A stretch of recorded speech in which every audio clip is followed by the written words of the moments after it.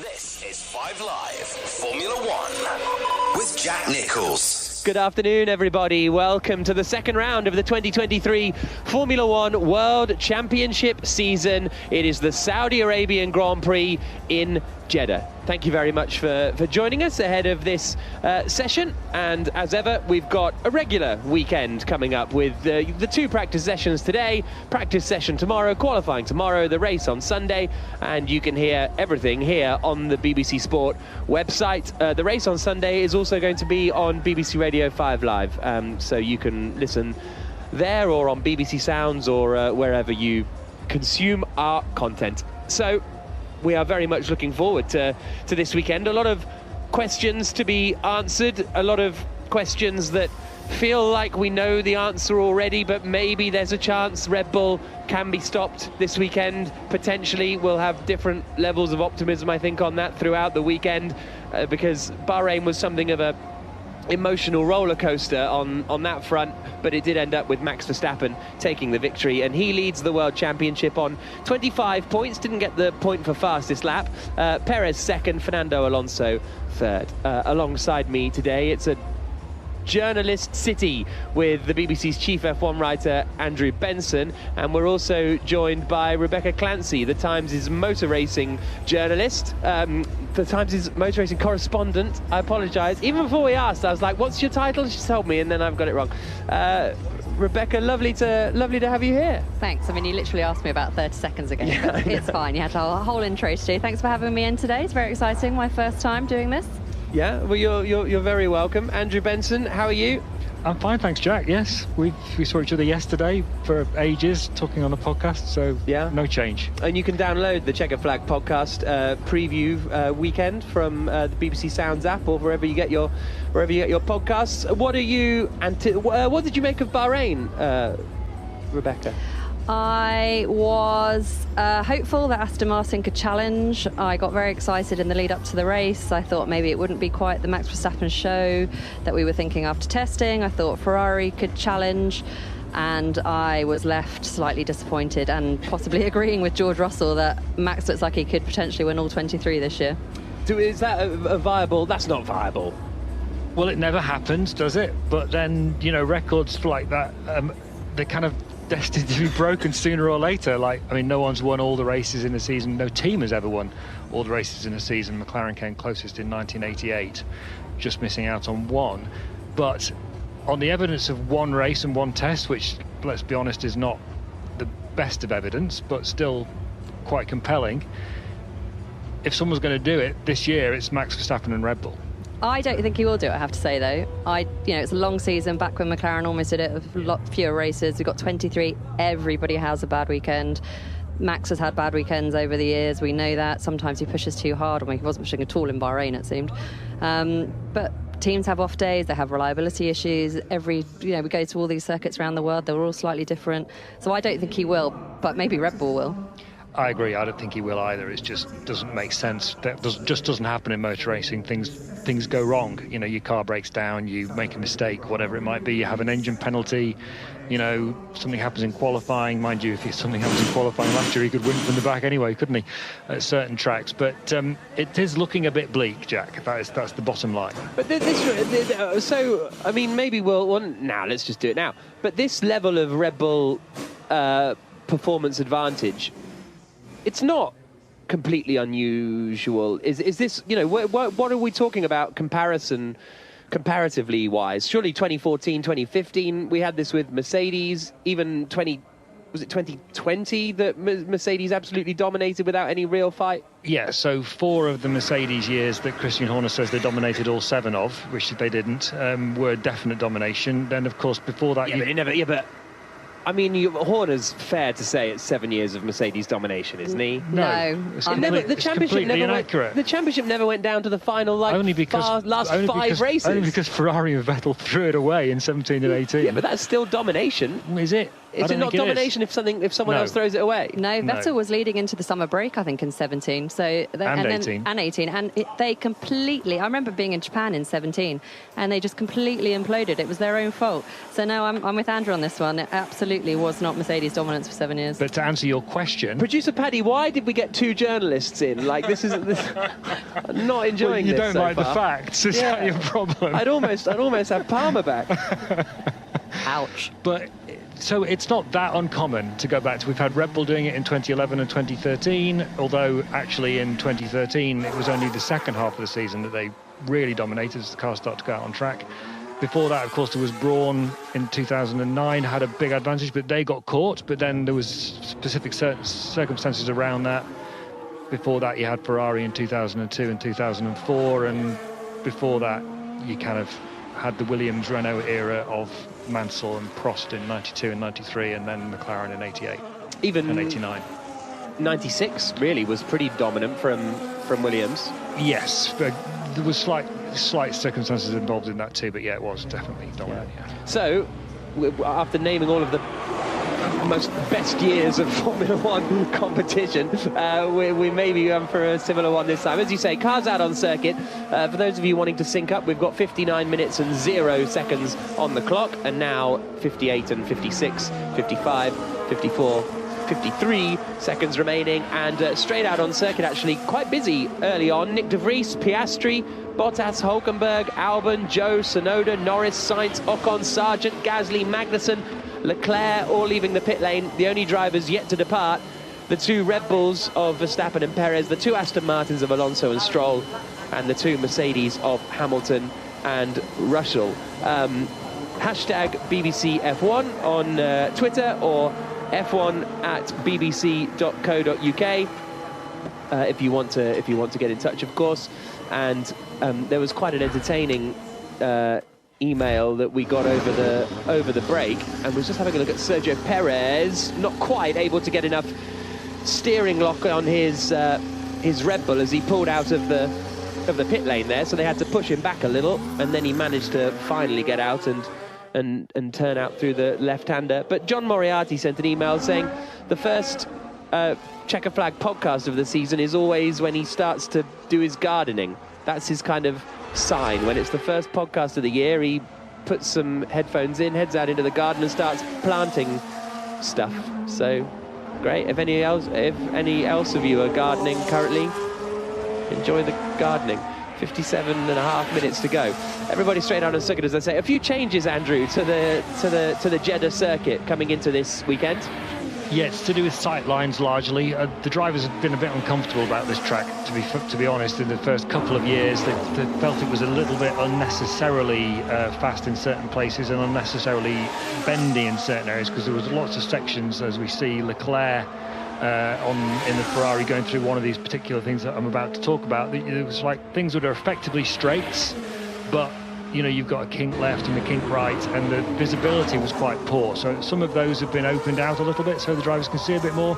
And then I think the biggest, most significant change is turns 22 and 23, which are ultra fast. They've tightened them up a bit because the runoff area there is pretty small, and I think I heard that they'd lowered the speed by approximately 30 kilometers an hour through the apex there, they think, although obviously the cars are only just beginning to go around on it now, just for safety reasons. But I would argue it's still a pretty risky track. Average speed around here is about 250 kph. It's really, really fast. It sells itself as the fastest street circuit in the world. And there are all these blind corners. We're watching Perez go around now at the moment. And you can, as you follow the car, you can see that they can't see around the corners. And if there is a crash, the runoffs here are basically non-existent, really. There aren't many, I say, as Perez goes over one. But it's a super fast, super tight track. It's still dangerous, even with these changes that they brought in. As Andrew then mentioned, the drivers have voiced concerns about it. So it'll be interesting to see how they go over the weekend to see how much these changes have actually made. Because, you know, I know, Jack, you're a big fan of this circuit, you said. And it has led to a couple of entertaining races, that's for sure. The debut back in 21, I mean, we were all there. It was absolutely manic between Max Verstappen and Lewis Hamilton when they were fighting for the championship then. Last year, Verstappen had the battle with Leclerc. And yeah, it'll be interesting to see how it goes this year and if it still creates that brilliant racing that we've had. Perez has just gone a little wide at turn 22. Most of the drivers have gone out on the mediums and the hard tyres. Only Perez and Alonso have gone out on the softs. A night race as well. Race getting underway at 5 o'clock in the UK on Sunday afternoon. So that's in 3.5 hours time from now. And so it's currently a bright sunny day with not a cloud in the sky in Jeddah. 26.6 degrees the air temperature, 44 degrees the track temperature. But I do really like this circuit because it's a bit sketchy, and I think that there's so, I think in modern motor racing, so much of the sketchiness gets kind of taken out, and fair enough, and rightly so, and safety's everybody's most important aspect. But so many, new street circuits for the last, I don't know, 20 years have just been a bit nothingy. That to have one that's a bit on the edge, I enjoy, to be perfectly honest with you. Even like you look at even going back to Valencia in 2007, I think that came on the calendar, 2007, 2008, that was just a bit tame. I personally not really much of a fan of Baku. I don't find that particularly entertaining. The Miami track's a bit meh. So to have a street circuit that's a bit crikey, this is a bit sunning, I like it. I'm a fan. I'm not sure I'd call Miami a street circuit. Well, no, exactly. Car park circuit, maybe? Yeah. I quite like Baku, though. We've had some brilliant races in Baku. No, Baku is one of the biggest, Formula One circuit misnomers in my... Everyone thinks we've had great races at Baku. No, we haven't. Yes, we have. No, we haven't. Yes, we have. We've had one time where Vettel drove into Hamilton behind a safety car, and then we've had another time where there was a late safety car and we had a 3-lap race. So if people like 3-lap races, and Hamilton pressed the wrong button to brake. The magic button. Yeah, but there's never the whole race is never good. You need a late safety car. Yeah, but you could say that about a lot of tracks. The whole race is never good. 60, 70 laps around some of these places that we go to, and they're not always good. No, I don't disagree, but I don't think that Baku is like some great track. Singapore, when's there been a great Singapore race? 2018. You can correct me when it started raining at the start, and there was that massive crash. 17. 17 was it? Yeah, sorry. Yeah. So. No, that was boring. It was a big crash at the start, and it was a bit damp, and then everyone drove round. Palmer finished 6th.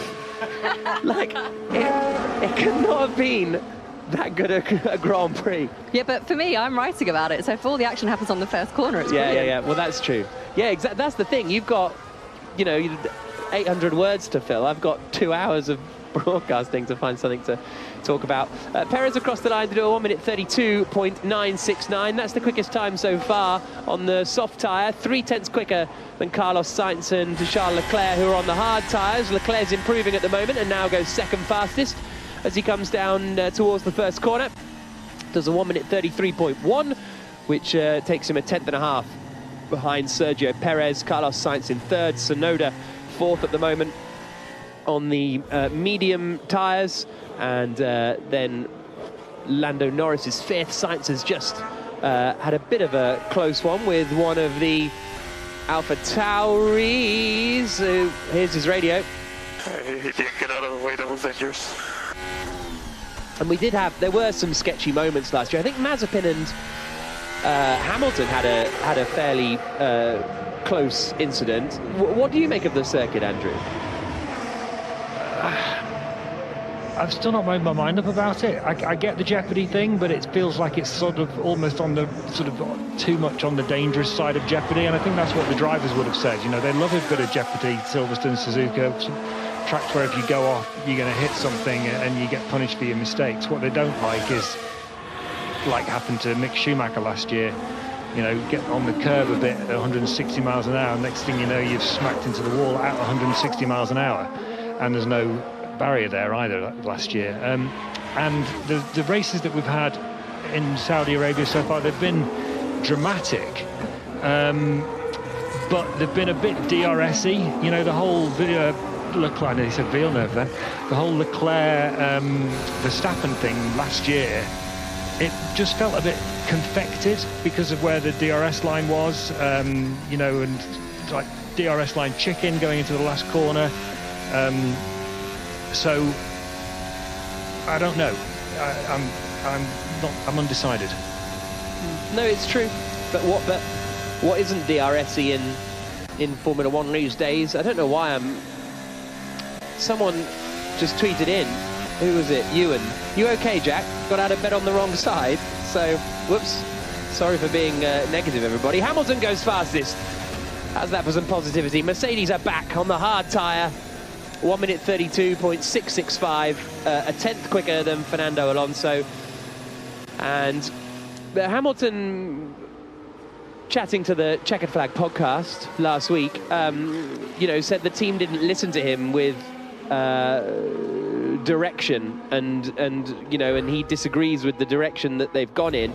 He kind of backtracked on that a little bit when he was asked about it yesterday in the press conference, but then sort of still maintained that Mercedes had gone in the wrong direction. So it was a very interesting kind of conversation, really, with Hamilton and his reflections on that element where he sort of felt not listened to Beck, which was a little bit of that whole sort of Hamilton scenario has been a bit odd over the, you know, after what he said in Bahrain and the sort of reaction to it yesterday.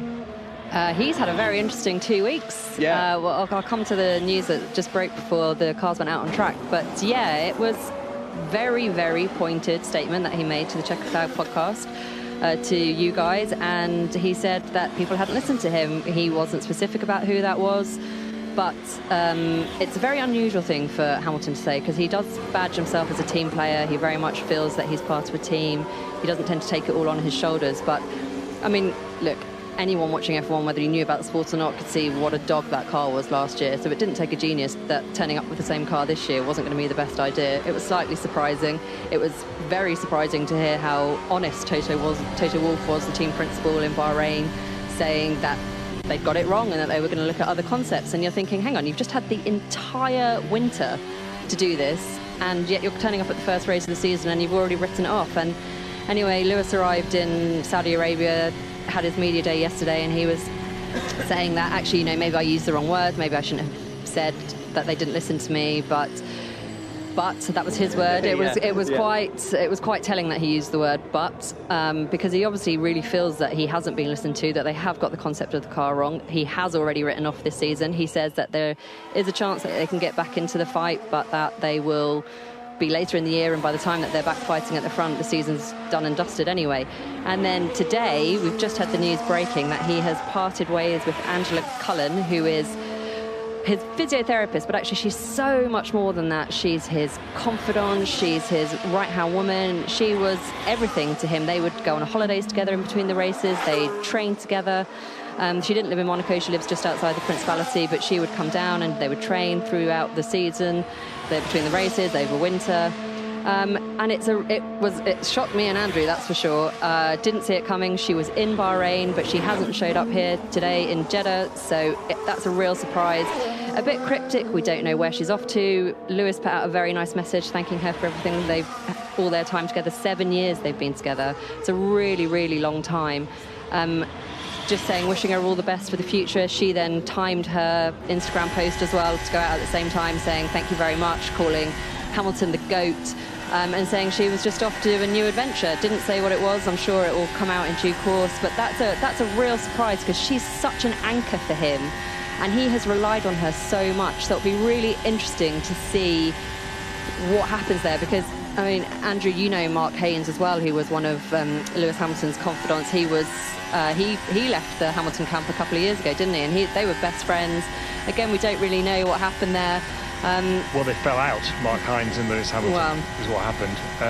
It was some kind of business situation, as I understand it. Not money, but just the way business was being handled between them. Mark Haynes decided enough was enough. He's still knocking around in Formula One, working with Zhou Guanyu. alongside Graham Loudon, who used to be one of the bosses of the Manor team that Mark Hines also worked for.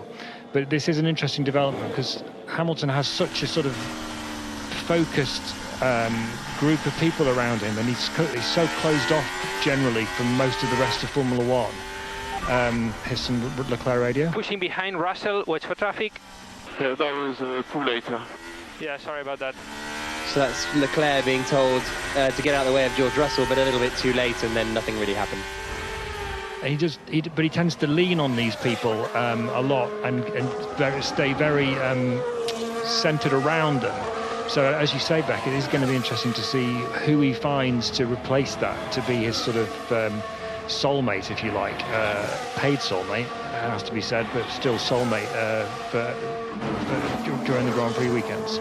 His inner circle is absolutely tiny, isn't it? I mean, he trusts very few people. Just watching him coming into the paddock earlier today, he still has Lloyd, his security man, with him, but that was it. It was just the two of them. It was a bit of a lonely sight watching him walk in. I mean, if Angela turns up in the paddock with another driver, that will be quite a shock. I suspect that's not what she's doing. I suspect she's going off. She's got a family herself, and so perhaps she wants to do less travelling now that we've got these ridiculously long seasons. Fernando Alonso's come across the line on a set of soft tyres to do a 1 minute 31.262, and that is 0.2 of a second quicker than Sergio Perez in the Red Bull. They are half a second up the road from Leclerc, Sainz and Hamilton, who are all on the hard compound of tyre. Alex Albon 6th in the Williams, 7th George Russell also on the hards. Albon's just improved actually to split the Ferraris on the hard tyre, and sort of fast circuits was where the Williams was particularly strong last season. You think of Nick de Vries in Monza, for example, so an early strong showing. And then from 8th downwards, everyone's on the medium tyre. Gasly, Magnussen, de Vries, the top 10. Sargent, Tsunoda, Piastri and Bottas, the top 14. De Vries now jumps up into 7th place. And then Hülkenberg's in 15th on the hard tyre. Stroll's 16th on the soft tyre. So he's done 4 laps, so Alonso's gone out and done another run, whereas Stroll is still in the pit lane at the moment. And then Ocon's only done 2 laps, but he is out on circuit now. And Max Verstappen yet to leave the pit lane, and I would anticipate that is not an issue, but I would anticipate Verstappen just not feeling the need to head out on track just yet, as he sits in the pit lane full of confidence as ever. Possibly not feeling very well. He arrived late into Jeddah. He missed media day because he had a stomach bug. He only flew in, I think he got in this morning actually. So perhaps he's just still readying himself to get out in the car. 4:45 local time in Saudi Arabia at the moment. So Verstappen is still in the pits. Ocon doing his first lap, but Fernando Alonso is fastest at the moment and quicker than Perez on the soft tyre.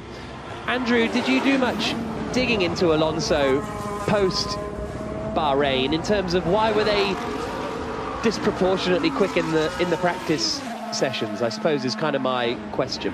I think that they were just running a bit less fuel than Red Bull were through the practice sessions, and actually. But that's not but what I couldn't really understand why they would. Well, it's not. I mean, it's not like they were running so much less that it was completely out of the the normal picture. But it's just that say for example, I mean, it's not a thing we ever really see. Well, we don't know because we've not really focused on Aston Martin's practice strategy. Maybe they always run light in practice. Or maybe they've decided to do that this year, or maybe they decided to do that weekend for whatever reason, I don't know. But just as an example, if Alonso qualified 6/10 behind pole, if he runs 10 kilos fuel less than the Red Bulls, that's half of that gap just on its own.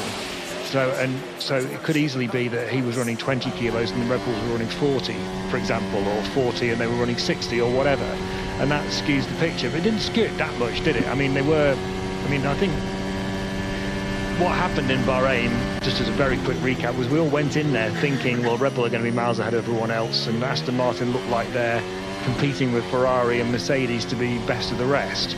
And then we all got a bit excited through practice. It was like, oh my goodness, is Alonso going to be in title contention? And you could feel the whole paddock was like kind of buzzing with the excitement of Aston Martin and Alonso potentially being right up there.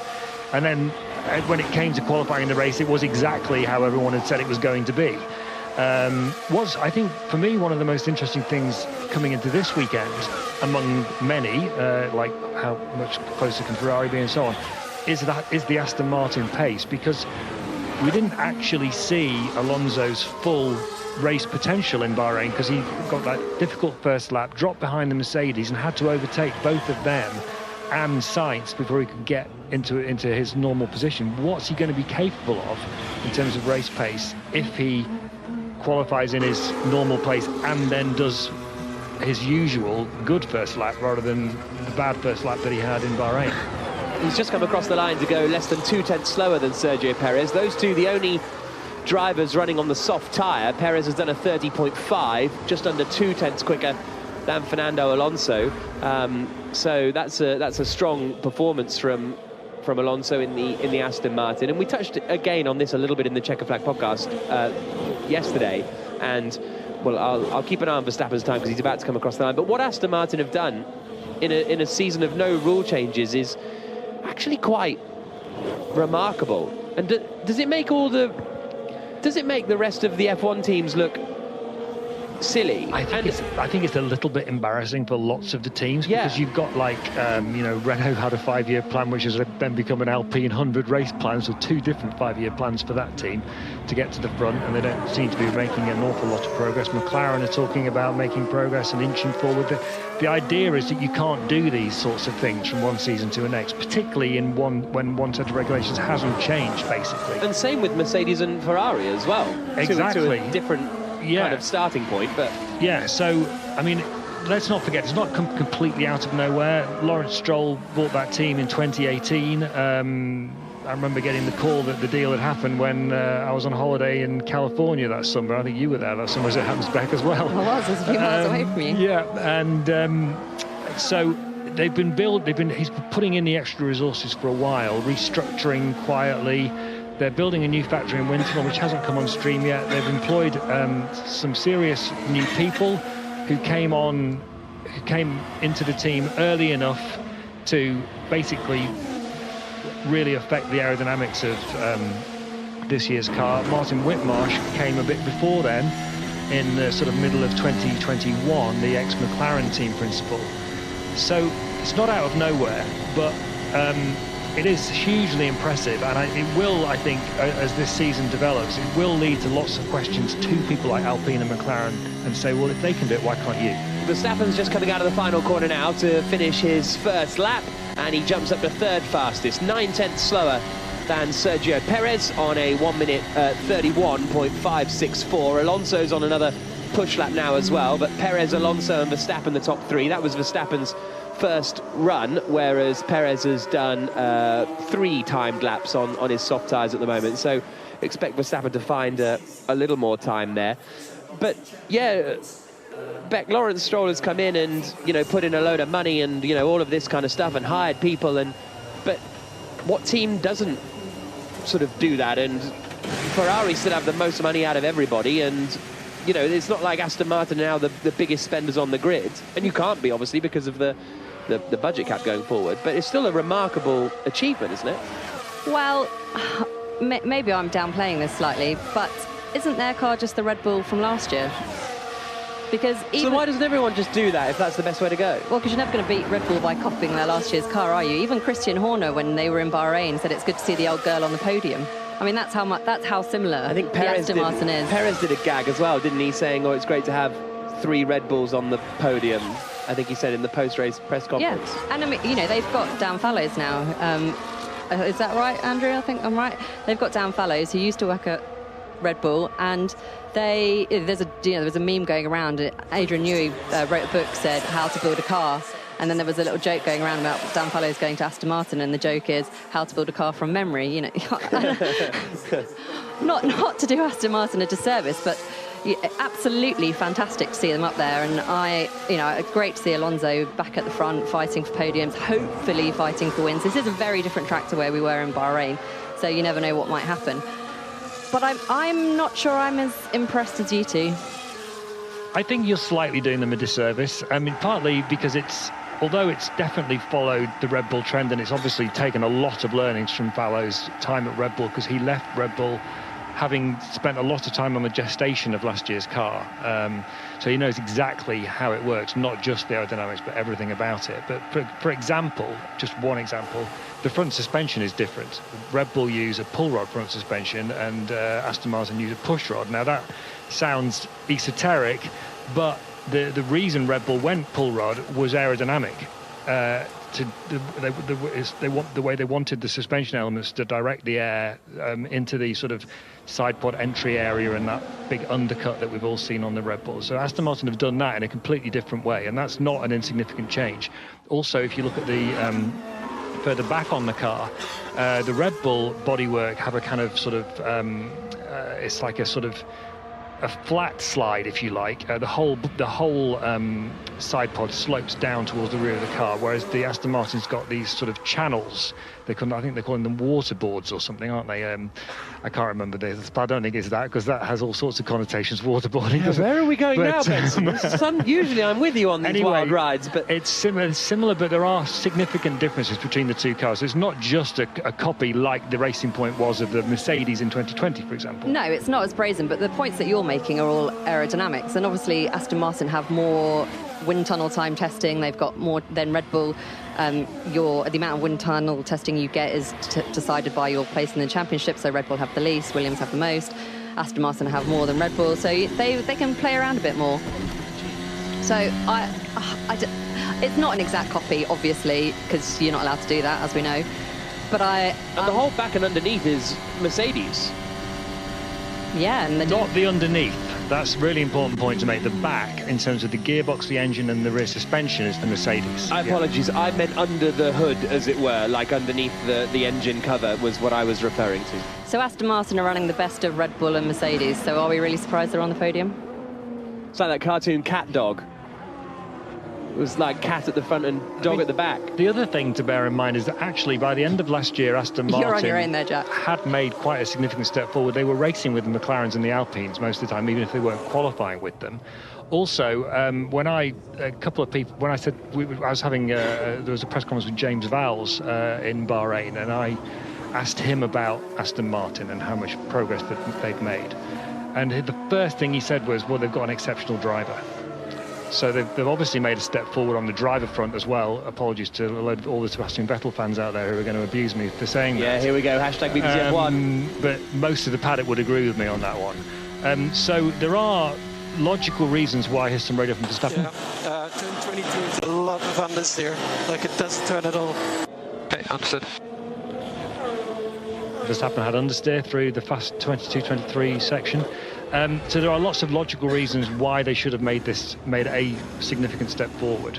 It doesn't alter the fact that if they've used the same wind tunnel as Mercedes, and they're now, more competitive than Mercedes. So they're another team that are going to have questions directed at them. And actually, Toto Wolff and Lewis Hamilton were making that point themselves in Bahrain. Verstappen's just come across the line to do a 1:30.494, so he's gone quicker than Alonso and Perez, but the top three separated by less than a tenth of a second. Verstappen fastest, 100th ahead of Alonso, and then a tenth to Perez in third. Gasly and Ocon fourth and fifth. Again, they've been on the medium tyres. It's still only Verstappen, Alonso and Perez that have been on the softs, although as I say that, George Russell is leaving the pit lane on a new set of the soft tyres, as are Hülkenberg, Stroll and Joe. But strong early pace from Verstappen, but again, I think it was last year here where he just turned up and went a second quicker than everyone on his sort of first lap out the pits. It was really remarkable stuff from Verstappen, but at the moment he's a tenth up, having done one less run than Perez, so he might be going for another run now. He's on a cool down as we speak. Behind him, it's Gasly, Ocon, Leclerc, Albon, Hamilton, Sainz and De Vries, the top 10. Russell, Norris, Piastri, Magnussen and Sargent, the top 15. Tsunoda, Bottas, Hülkenberg, Stroll and Joe, the 20 drivers. Verstappen is coming up to the final corner now. The hairpin left-hander at turn 27, and then out across the line to do another quick lap. And Simon says, I'd like some DRS chicken right now. Is that a local dish? Andrew talking about it a little bit earlier on. They have moved the DRS detection line, I think, after that, so we won't have that DRS chicken anymore. Tony says, great to hear a new voice on hashtag BBC F1. We all pray for a red flag so we can find out what Bet Clancy's favourite cheese is. You're going to be disappointed with that one, I'm afraid, Tony. But we'll keep you guessing. And David says, I searched cartoon cat dog. It does exist. Yeah, it is. No, I know it exists. I knew it exists. Adam said Cat Dog was an excellent TV programme, and he's fully with me. Right, Verstappen a 10th up in Sector 1, swinging through the banked hairpin left-hander of turn 13 that then sends him the other way up the Corniche, the Red Sea on his right-hand side as the sun starts to lower in the sky to the west. George Russell's 3/10 down on Verstappen through the first sector. Verstappen is coming up now to that aforementioned turn 22 where he was suffering with understeer. He's now 2/10 up on Fernando Alonso's time. He's 2/10 up on his own previous best as he comes into the final sector. Long stretch of flat out running for Verstappen up to the corner where he had the lock-up last year that saw him end up in the wall on the exit after a very impressive lap until that point, and comes out across the line. Was it not last year, was it the year before? The year before, apologies. But he comes across the line now to go 4/10 quicker than he has managed previously. So 4/10 up on Alonso, basically half a second up on Alonso and Perez after that lap from Max Verstappen. We got an email from Abby saying, I was listening to another podcast this week. Don't know what podcast it was, but we'll let you off. Unless it was the new Bet Clancy one, of course. What's your podcast called? Inside the Piranha Club. Thanks. Inside the Piranha Club. Yeah. That's a nice title. I literally didn't know it existed until yesterday, so I apologise for that, but I will listen to it. Good friend Jack, thanks. Yeah, I didn't. Well, how was I meant to know? You didn't. You should have just texted me saying I'm doing a podcast. You got to listen to it. To be fair, she did promote it quite heavily on Twitter. Oh well, I'm not on socials. So did Ben Hunt. Okay, well, I'm not on social media anyway. Anyway, but they said on whatever podcast this was. Hopefully it wasn't the race podcast. You don't want to listen to that nonsense. But as Max is appearing to be so dominant this season, people will start wanting him to win every race. As a fan of the racing, I'm not sure I want that. But what do you all think? Asks Abby. Like as a sort of momentous moment, do people start backing him to, oh, can he do it? Can he win all the races? I suspect the only people who will be looking forward to him winning every race are wearing orange. Yeah. No, that's the worst outcome. This is a really long season. We've got to the end of November and we've got to somehow make this sport exciting. If he's winning every race and has the championship wrapped up by, well, the summer, if he does a Schumacher to us, then no, it's going to get very long and very tedious. June's the record, isn't it? Was it June, Schumacher in 2004? Yeah, Budapest, wasn't it? France, he won it in once, yeah, in one of those 2 years. The other year was Monza, I think. But I think, just to be clear about this, obviously no one resents Max Verstappen's success. We all hugely admiring of what Red Bull have achieved, of his talent and everything.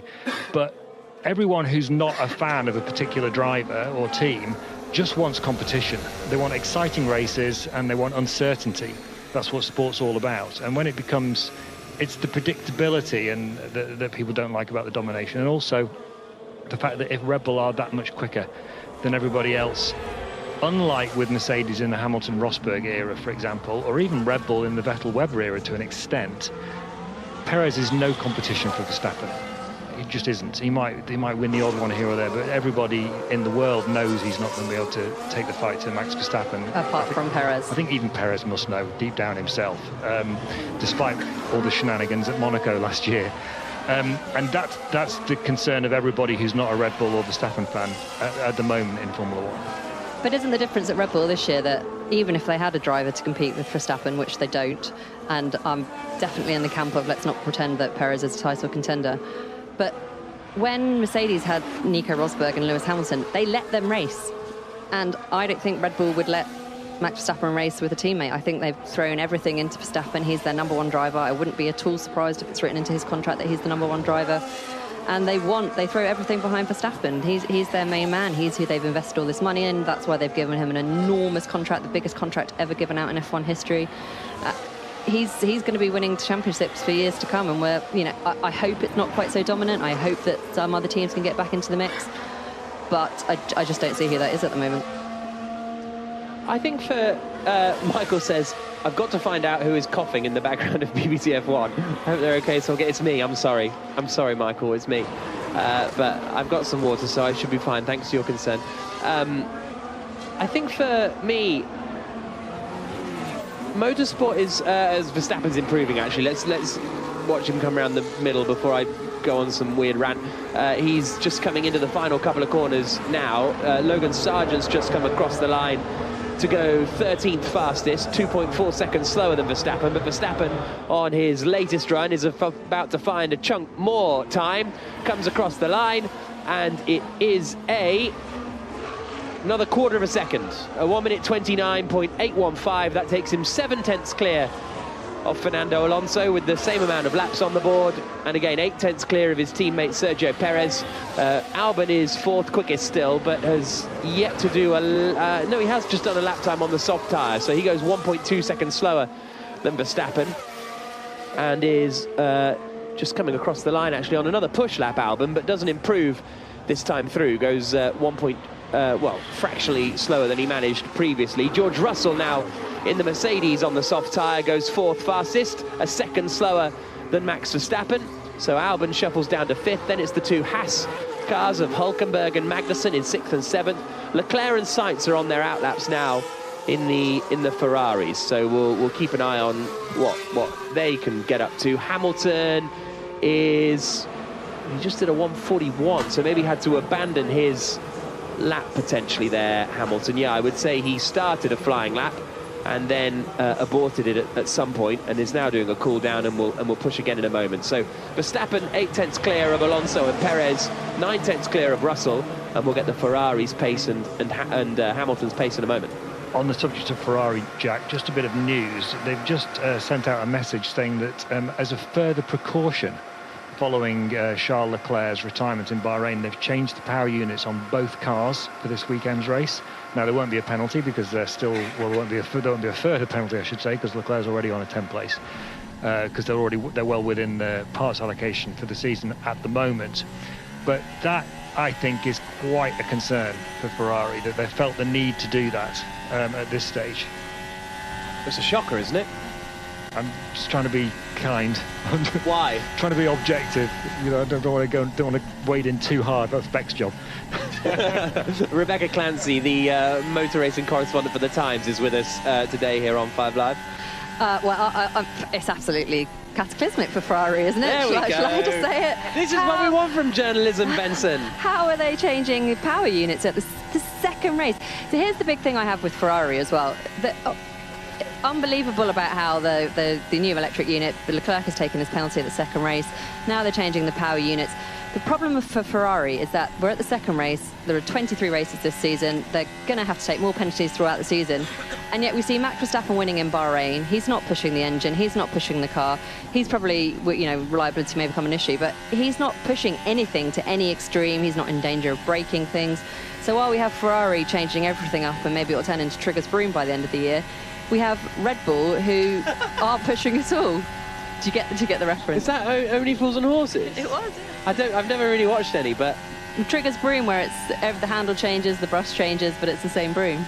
Oh, okay. The other concern. You're too young, Jack. Yeah, I know. Is that they had engine problems last year, and they made a big play over the winter of, we think we're on top of the engine problems that they had last year, which were fundamentally around the MG UK. And now it's only race 2, and they've already got an engine penalty, and they're changing the engines as precaution. It's just like, I mean... Yeah, Leclerc's got a 10-place grid drop for Sunday.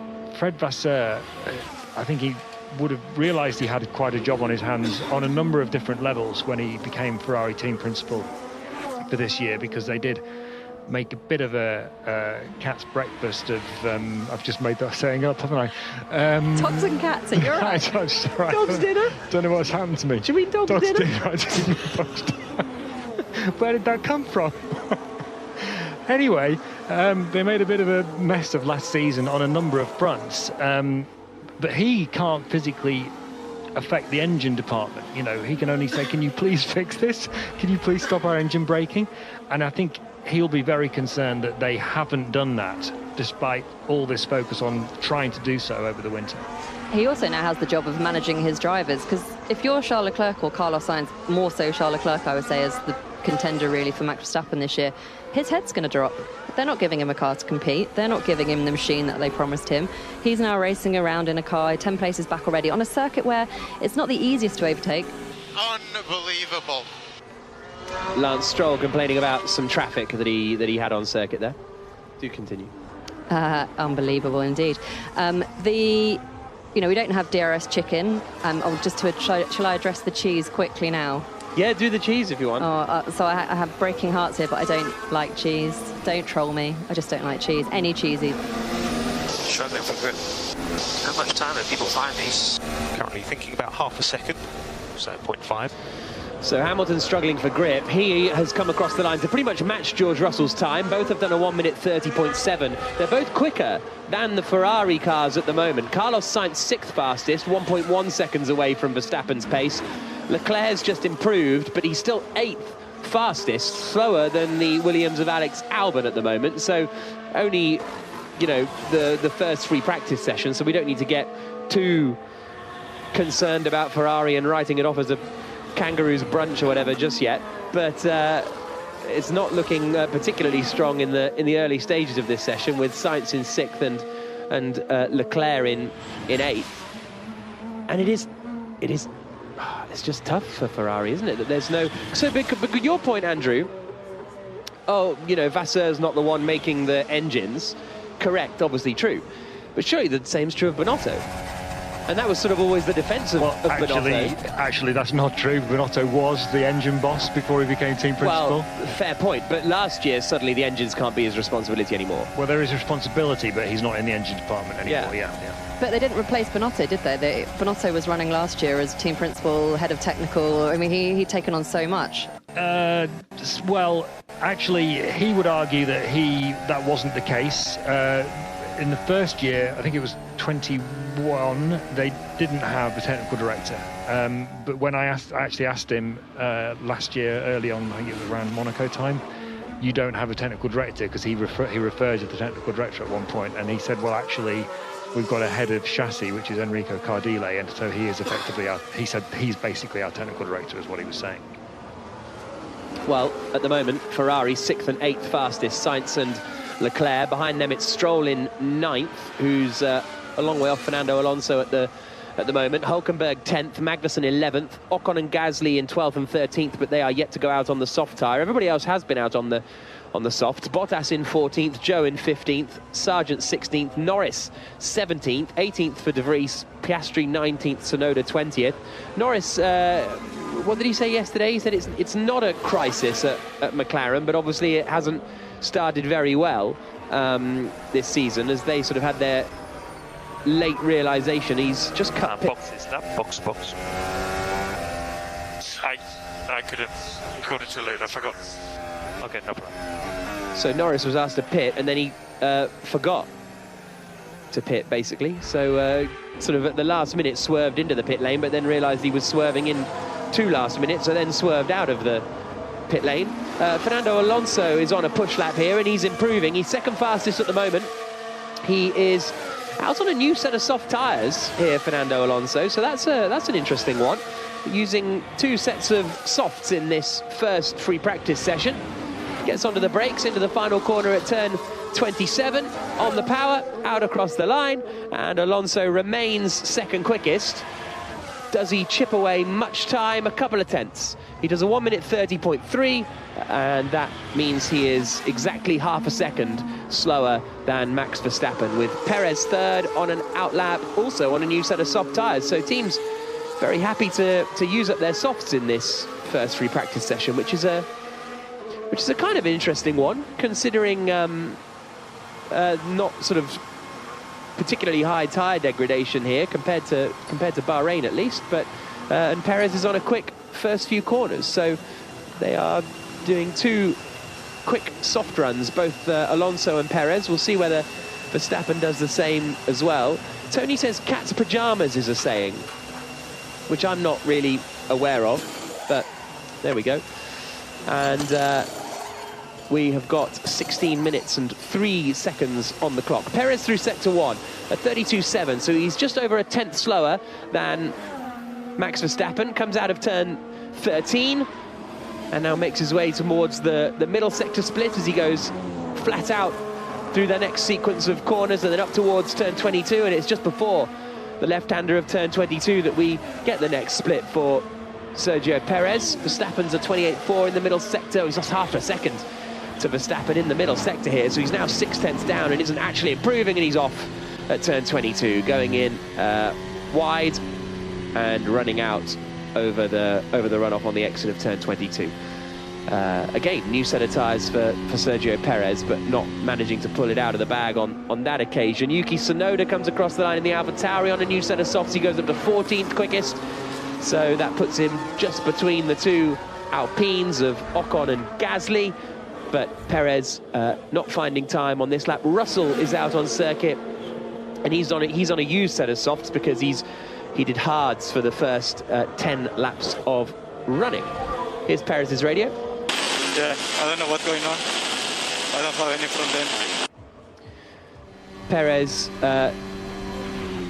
complaining about having no front end at the moment, which is not ideal for him. But Verstappen complaining about the similar issues, and actually it was this time last year where Sergio Perez took pole position, and when the car was a little bit more understeery at that point. But this is a little too understeery for him. So the order: Verstappen half a second ahead of Alonso, who's done a second run on new tyres. Perez third fastest, Russell fourth, Hamilton fifth, sixth for Sainz, seventh for Albon, Leclerc is eighth, Stroll is ninth, Nick de Vries is 10th. He's just come across the line in the AlphaTauri to go 10th fastest. Hülkenberg, Magnussen, Piastri, Ocon, Tsunoda, the top 15. Gasly, Sargent, Bottas, Joe, and Norris, the 20 drivers.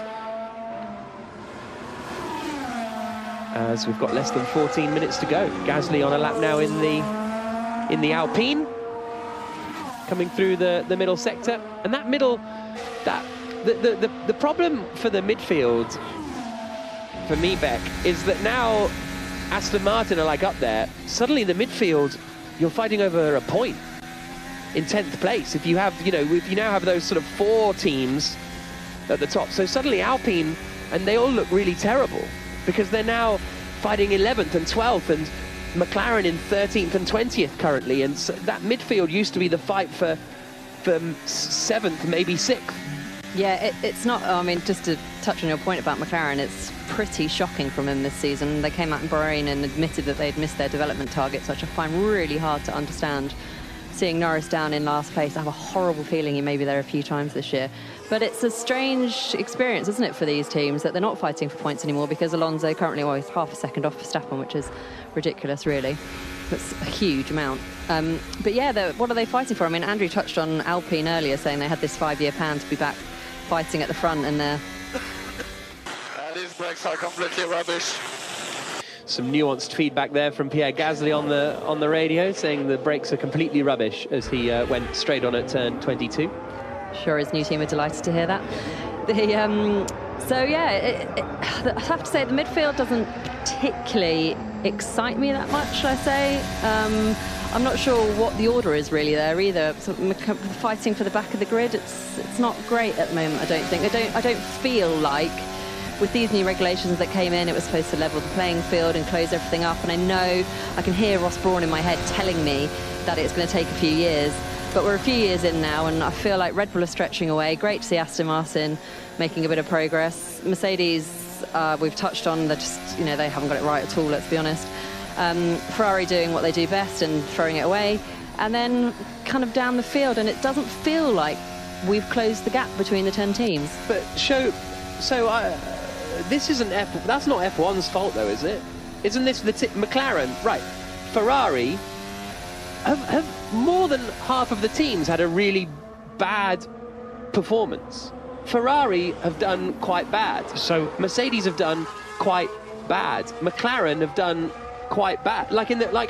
is everyone underperforming rather than the regulations being not good? I think they've messed up the regulations. Is my honest opinion. I'm not supposed to really give my opinion, but here we are. No, not BBC impartiality stuff. Let's not get bogged down in this. It is impartiality, and it's very important, as we've discovered over the last week or so. Let's not get bogged down in that, though. But just in terms of providing the evidence for that claim I've just made, the idea of these regulations was to close up the field and make the racing more competitive. Well, it completely failed in closing up the field. The field was no closer from front to back last year than it was the year before, and the gaps between the front and the midfield were bigger, and the gaps between the top teams were bigger.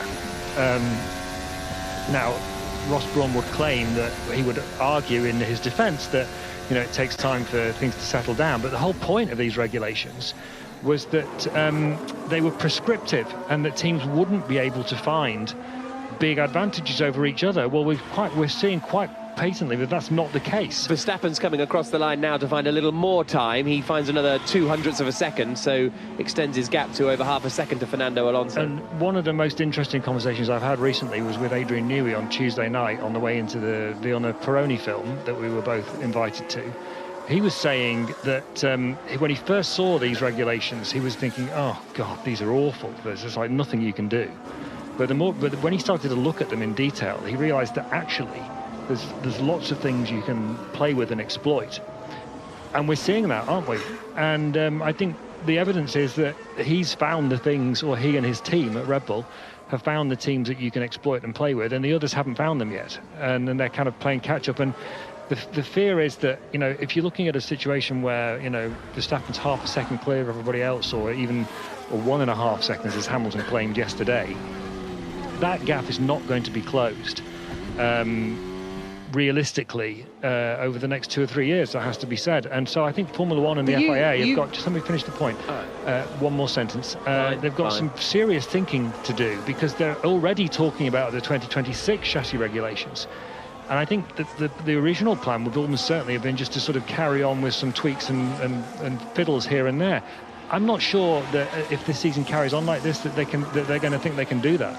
No, because there weren't supposed to be any loopholes in these regulations, but they look like Swiss cheese. You like cheese, like Swiss cheese, eh? But Andrew, yesterday you got annoyed at me on the podcast because we were broadcasting together. That was probably the first reason. But the second, because I sort of here's Perez's radio. It's a bit of a French smell from the car. Okay, I'll have a look. They're going to have a look to find Perez's strange smell. We will. Can I just interject slightly? Andrew and I just actually looked at each other, because the last time we were in Saudi, this time last year, and drivers were reporting a strange smell in the car, there'd been a missile strike 10 miles from the track. I am not by any means suggesting that is what is happening, but it certainly, I think both our hearts just dropped then, didn't we? Yeah, it was a very similar story to 12 months ago, so we'll keep an eye on that one. No evidence from what we can see at the moment. It's gone.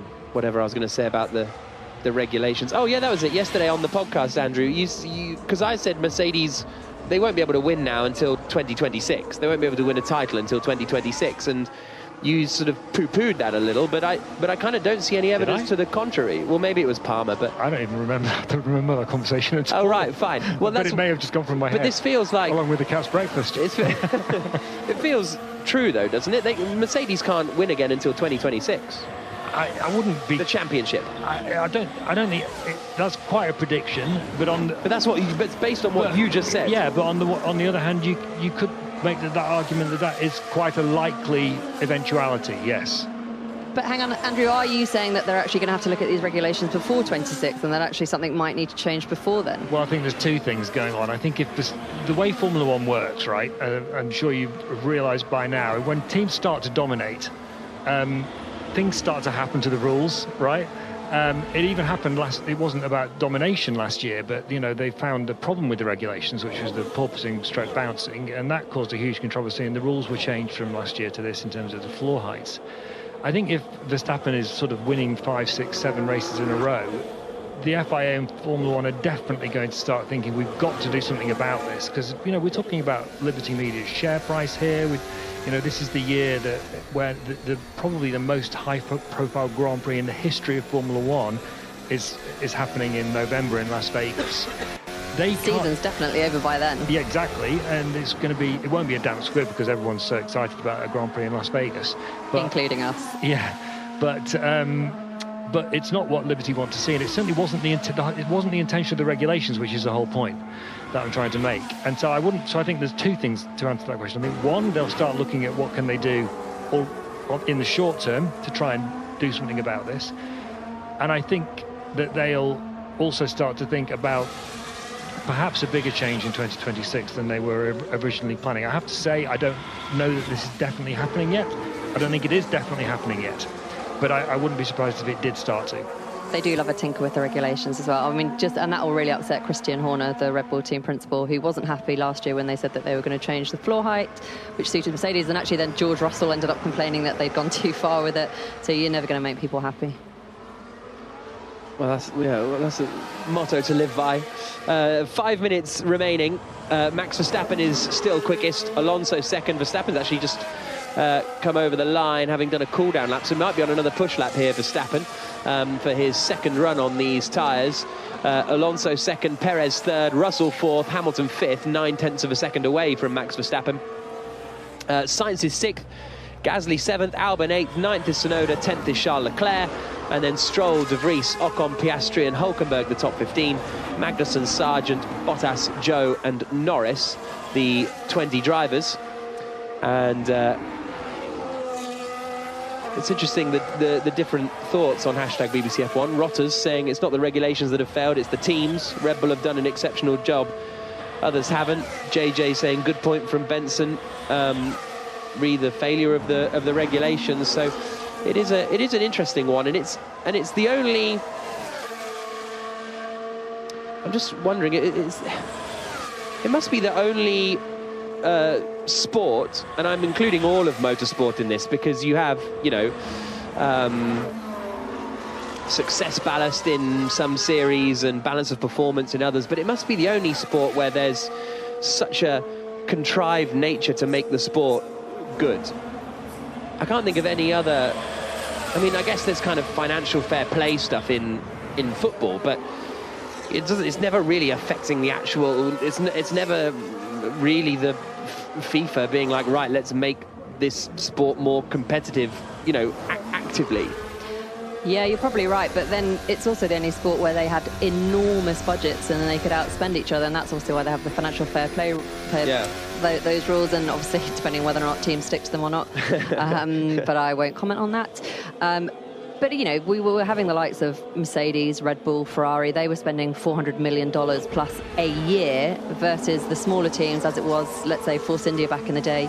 Now Aston Martin, they were spending around 100 million, and it just wasn't right. And there was this huge disparity between the teams, their spending, their performance, and something had to be done. And actually, for a lot of the regulations, and they haven't quite worked as they should have done, one of the new regulations that I really do like is the cost cap, because I think it does play a really important role with getting a more level playing field. I think there are, to get into the minutiae, we haven't got that long, there's only 2.5 minutes left on the clock, but it's a really difficult, complicated sport, and not to, I suppose I'm oversimplifying, but you look at rugby, they're throwing a ball around. You look at football, kicking a ball around. Tennis, it's a racket and a tennis ball, and get into the talking about the fluffiness of the balls, as some of the tennis players have been doing recently. But it's so complicated, Formula One. There's so much that goes into it. There's so many different departments. I think a bit of intervention is needed, but I think they've got it. I agree with Andrew. I think they've got it wrong.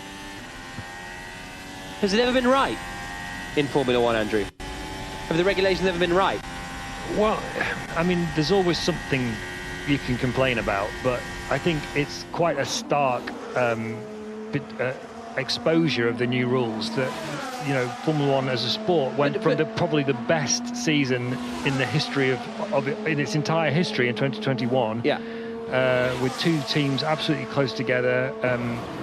one team capable of being close to them, but not being because of various regulatory things. That's Ferrari and McLaren were fourth, and they're only half a second off the pace in qualifying at least. They went from that to what we've had in the last 2 years, and I'm not saying that the previous regulations were a panacea. There were problems with them, of course.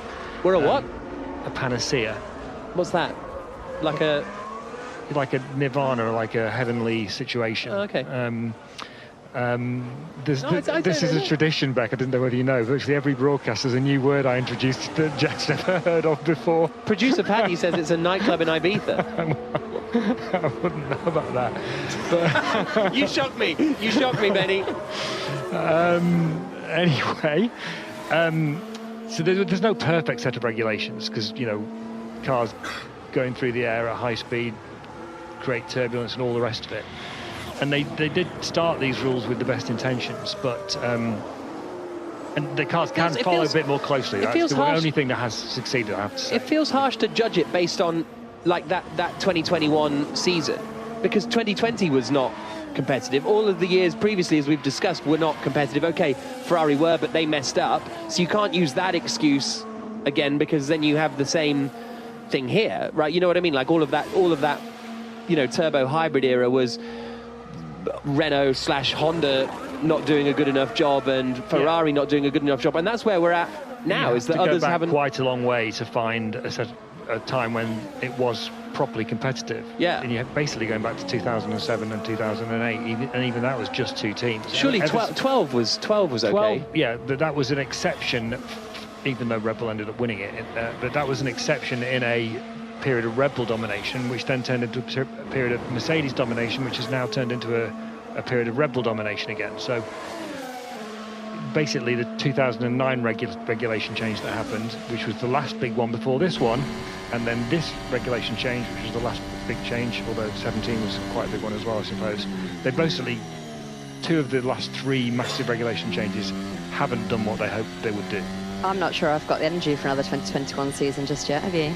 I'm not sure I've recovered yet. Checker flag is out. Verstappen across the line, and he improves right as the checker flag falls to a 1 minute 29.617, almost half a second quicker than his teammate Sergio Perez, who's slotted into second place. Then it's 7 tenths to Alonso in third. Stroll right at the death, getting up into fourth position. So Red Bull 1-2, Aston Martin 3-4, Mercedes 5-6, Russell and Hamilton. Sainz is 7th quickest, 1.3 seconds away from Max Verstappen. Gasly is 8th, 9th is Alex Albon, 10th is Yuki Tsunoda. Leclerc, Ocon, De Vries, Piastri and Hülkenberg, the top 15. Magnussen, Sargent, Bottas, Joe and Norris, the 20 drivers. Tom says, I'm concerned Jack hasn't seen Only Fools and Horses. Well, I haven't, so... I've seen like the famous bits. Ever? No, I've never seen a full episode. Like I've seen the chandelier bits and the bit where he falls in the bar and stuff, but I don't find it particularly. Jack only watches racing. Amusing. Yes, exactly. Yeah, exactly. Yeah, I wish it wasn't true. Verstappen quickest, Perez second, Alonso third, and then outside. So then Norris ending the session. So Red Bull looking very, very strong, Clancy, after that first session. Very, very strong. And actually, interestingly, Verstappen didn't top any of the practice sessions last year. Charles Leclerc did all 3 last year.